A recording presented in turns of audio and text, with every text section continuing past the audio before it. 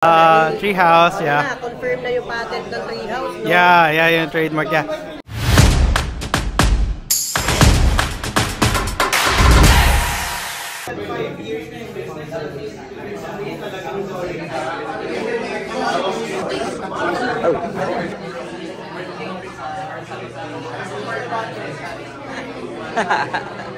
Si Sir Anjo ang may isa sa owner ng, co-owner po kayo ng...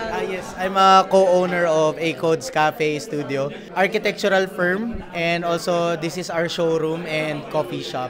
So if you're nearby, we're located at 50 Holy Spirit Drive in Quezon City. So yan, yes, thank you. We serve specialty coffee and also meron kaming food na siniserve. Sir, bakit daw A-Codes? Kasi hinuhulaan ni Ma'am Cheat, bakit daw A-Codes ang naging name ng business ninyo? Short for Architectural Consultancy Galing talaga. and Design Services. Galing ni Ma'am Cheat talaga.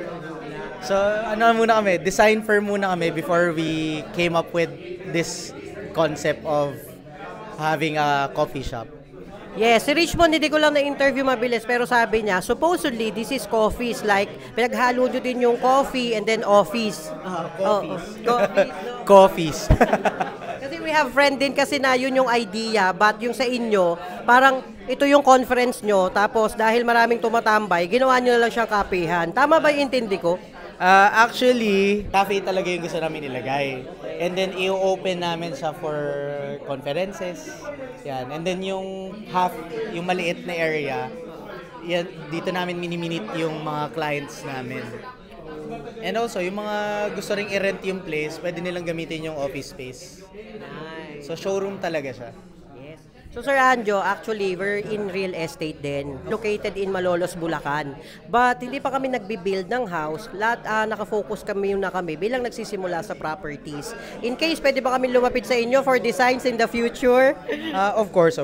Yung mga projects namin, no, mix of residential, commercial, and even industrial. So, pasok na pasok ang real estate sa amin. Kahit nasang location? Yes, actually, farthest that we designed is we had one in Davao. Yun ay pinakamalayo. Grabe, then nag-fly pa kayo sa Davao, no? Depends on the client kasi usually naman during the pandemic, okay na yung online na transactions. And yung service namin, hindi lang naman siya limited sa design and build. Minsan pwedeng design lang or combination of. So kung far places, pwedeng W&B consultants or design. So ngayon may mga dinidesign din kami ngayon sa South. Dinesign kami na also a coffee shop sa isang rice field in Palawan. So hoping na mag-start na yung construction niya para ma-feature na namin sa page namin soon. Inad ko na kayo if ever. Gaganda lang mga gawa ninyo, talagang pang social. Thank you. Thank you. Kailan na po kayo ulit katagal doon? Magwa 1 decade na kami. Pero to be exact, nasa 8 years na kami. Actually, we'll be celebrating our 8th anniversary on June. Pwede umattend? Oo naman, of course. We'll be having it here. Oh, dito din. Okay, sige. Okay, thank you, Sir Anjo. Thank you. Hopefully, we can Thank you. work Balik with kayo. you then. Thank you and nice meeting you po. Thank you. Ayan, so syempre, dito tayo kay JQ, Jan Kilantang. Ikaw na magpakilala. Sige. My name is JR Kilantang or Jan Kilantang or JQ na rin. Lahat na. Yan yung mga tawag sa akin. I'm one of the founders of PH Business Network. I'm also the founder and CEO of Recura PH. So we do intellectual property services at isa sa aming mga clients. Yan. Treehouse, no? Treehouse, yeah. Confirm na yung patent ng Treehouse, no? Yeah, yung trademark, yeah. Wala pa. Then, I'm also a content creator sa TikTok. Yan. Kailan ka nag-start? So, you seem so young. As in, tingin ko sa'yo talaga baby eh. Well, kailan ka nag-start? And how young are you muna pala? Okay, currently I'm 28 years old. Oh, okay.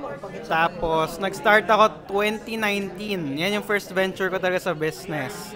2018-2019. Hindi talaga ako maka-excel sa corporate. Okay. hindi bagay sa akin. Parang hindi ako tumatagal. So, anong nangyari? I had to transition to a business. At ito, nag-work naman yung Recura. Tapos, ang hilig ko rin sa networking with people. Kaya nag-build na rin ng community. Tapos, mahilig din ako sa content creation. So, pinagsama-sama ko na lang lahat. Yun. So, nag-start ka ng content creation mo, 2019 din? Content creation naman is 2021. Okay, kasi napapanood, kung kita nakita eh. Kung kita nakilala talaga.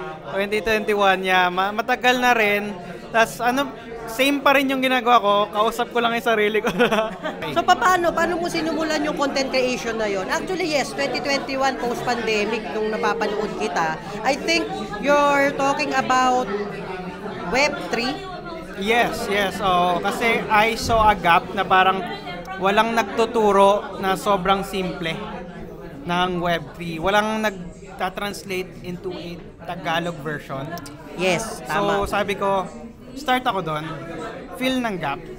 Dahil nag-fill ako ng gap, nagkaroon ka agad ng traction ng mas mabilis. Yes. Kasi if you're just doing content na meron na, existing na, walang manonood kasi uunahin nila yung sikat bago sa'yo. So, Lesson sa akin yan. kung may gap, wala pang sikat, pag doon ka pumasok, mas meron kang advantage. Tapos later on ka nalang mag-transition to your own content. Pag naka-build ka na ng traction. Oh, okay. Kaya pala. Kasi totoo yun. Sa'yo ko unang naintindihan yung crypto in a simpler way. So Bago it ako worked? pumasok. Yes, it worked kasi nag-invest na nga ako sa Bitcoin, sa Solana, and I'm very ang tawag doon, open about it. Pinupost ko din sa page ko. Dahil tuwan-tuwa ako, yung Solana na yon, binili ko ng 8,000, then bumaba. So sabi ko, hindi eh, kasi ito na yung pinaniniwalaan ng mga bata ngayon eh. Bumaba ng 500, bumili pa ako ng 6. So ngayon, nakapag-withdraw na ako, nakuha ko na yung may natira pa. Nahayaan ko lang siya doon.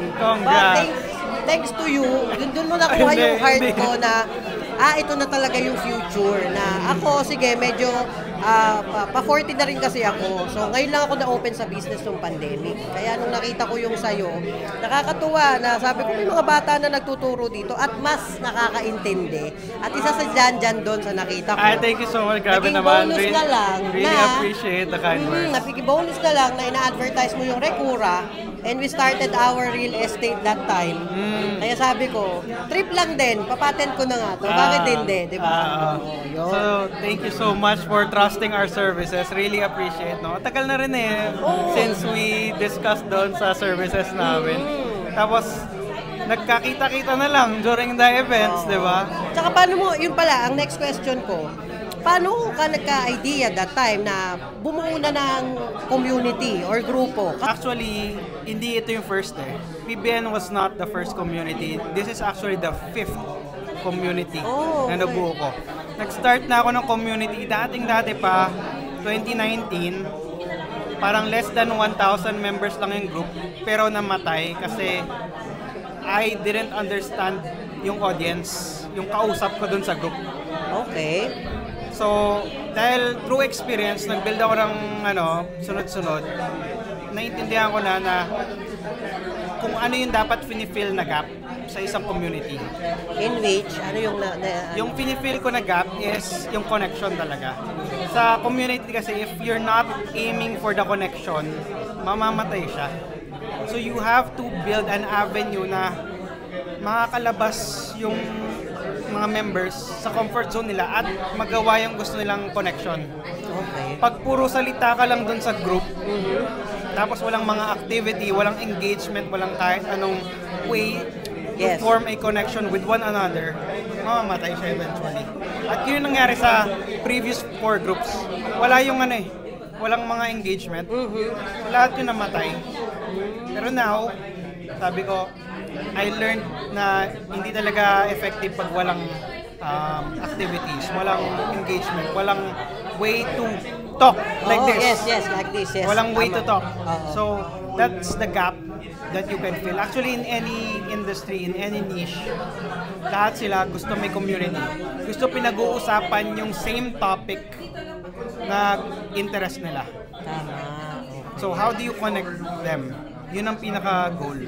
And that's how you can build a community na lalaki na lang ng pusa. Oh. Yeah. Paano ko kaya gagawin sa real estate? Teka, last question, sorry. Kailan mo na-start ang Recura ulit? Recura started back in 2019. Okay, so magsi 6 years na din. 6 years na rin. Tapos, nakakatuwa kasi yung first 6 months namin wala kaming client eh.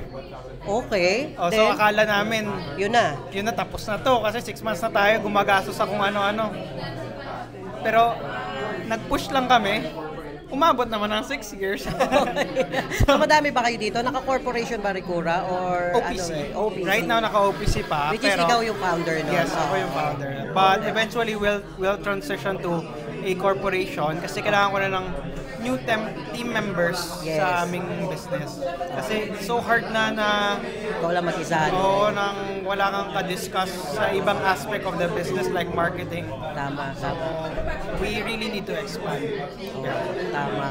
Ito yung, kung ikaw tatanungin ko, bawa ako mag-i-invest sa'yo, malay mo in the future, tingin mo ano na ang worth ng Recura ngayon in 6 years? Worth ng Recura in 6 years? Hindi, ngayon. Ngayong 6 years mo siya na-build. Ngayon. I would say nasa 8 digits ang figure niya. Kasi may hawak kaming intellectual property. Oh, so, okay. Yung mga assets ang importante. Tama. And we know the value of those assets. Yes. At few pa lang ang nakakaalam niya na. Malay mo, we can discuss it later on. Wow. Yes. Tama. Yun lang. Thank you so much, JQ. Thank you so much.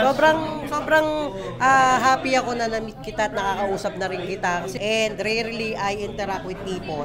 But later on, sabi mo nga, syempre napasok ka ng business, hindi naman pwedeng sarili mo lang kausap mo. Correct. Diba? So dapat lumalabas yon. And natuwa ako na yung si TikTok, naging nga siya, tawag doon, avenue ba? Avenue, na yeah. Parang, may nagsasalita na dito na puro facts ang sinasabi, na nire-research niya pa. And mayroong tao katulad ko na nanonood lang, tapos natututo. Diba? Kaya sabi ko, kailangan kong makakonect sa batang to kasi sila na nakakakita ng future. Thank The you older so much. people, share ko lang ha, the older people, they're much, parang alam mo na, mapapride. Sabi, mga bata, wala namang alam yan. Akala nyo lang yon. With the technology na sobrang bilis na, sila na talaga nakakakita nun, kaya hindi tayo pwedeng mahuli dahil millennial baby nasa gitna ako ng sinauna tsaka ng makabago. Kaya dahil sa future tayo, dito tayo sa makabago. So yun again, thank you Thank you so much. Hopefully makarating pa kami sa mga susunod na network nyo. Send emails lang, and I'd like to thank you na isa ako sa nung nag-open na-invite ako kasi mahabol ako You're always invited sa lahat ng events natin and hopefully makita ako pa kayo again soon, very much soon. Yeah. So, thank you so much for joining us. Kasi nung pumunta ako sa PH Business Network, I was able to network with Security Bank. Wow! Nando, di ba? Nando sila. They Din were sa one of the labas. sponsors. At ngayon, from Pandacan, nagpunta sila sa Malolos and push sila na parang syempre nakita nila yung company. Yeah. Push sila na maging client talaga kami na parang dati na ang hirap-hirap naming mag-reach sa banks kasi bago di ka papansinin, Ayaw di ba? magtiwala. Oo, pero sila, sige na ma'am, tutulungan ka namin sa ganito. And I was so glad na kahit na yung isang network na yun, ilang tao lang yung nakilala ko is goods na.